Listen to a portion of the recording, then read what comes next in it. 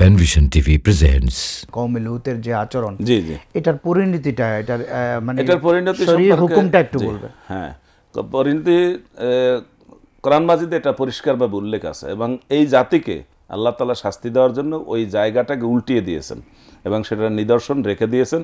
কোরআন মাজিদে আপনি পাবেন, এবং ইতিহাসেও এটা রয়েছে। জর্ডান রাষ্ট্রের কাছে ডেড সি, মৃত সাগর নামে একটা এলাকা আছে। ওই এলাকায় এই কওমে লূতের অবস্থান ছিল।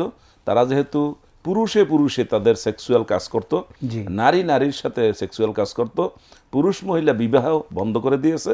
এই জন্য এদের এই জঘন্য অপরাধ, এখানে কোরআন মাজিদ বলা হয়েছে যে তোমরা এমন একটা কাজ করো, পুরুষের কাছে পুরুষ যাও, নারীর কাছে নারী যাও, যেটা পূর্ববর্তী কোনো জাতির মধ্যে ছিল না।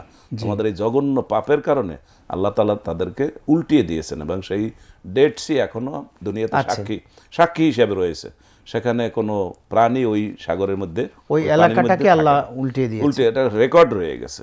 অতএব এই অপরাধটা হলো জঘন্য অপরাধ, এবং লূত জাতির যে কাজটা, সে কাজটা করার কোনো সুযোগ কোনো মানুষকে, কোনো সমাজকে, কোনো মুসলমানকে, কোনো অমুসলমানকে দেওয়া সঠিক হবে না, বরং এটা একটা কবিরা গুনাহ, জঘন্য অভিশপ্ত কবিরা গুনাহ। আল্লাহ সুবহানাহু ওয়া তাআলা আমাদেরকে এই গুনাহ থেকে বাঁচার জন্য তৌফিক দান করুন। উস্তাদ, এতে বর্তমান যারা গবেষণা করে তারা বলে যে এর মধ্য দিয়ে তার এইডস মহামারী আকারে ছড়ানোর একটা বড় সুযোগ। যারা গবেষণা করছে তারা গবেষণা করেছে, ঠিকই করছে। এবং আমরা এ ব্যাপারে যদি একটা হাদিস লক্ষ্য করি, তাহলে আমরা দেখব আব্দুল্লাহ ইবনে আব্বাস রাদিয়াল্লাহু তাআলা আনহু বলেন, মা ফাশা ফি কওমিন আয-যিনা ইল্লা কাসুরা ফিহিমুল মাউত। হাদিস শরীফে এসেছে, মুয়াত্তা ইমাম মালিক যে হাদিসের সংকলন করেছেন, সহিহ, সবচাইতে সহিহ হাদিসের কিতাব, এই হাদিসের ভিতরে এই হাদিসটা উল্লেখ রয়েছে যে জাতির মধ্যে ব্যভিচার বেড়ে যাবে, জিনা বেড়ে যাবে, সেই জাতির মৃত্যু বেড়ে যাবে। কিভাবে বাড়বে? যে এই ব্যভিচারের মাধ্যমে তাদের বিভিন্ন জটিল রোগ তৈরি হবে।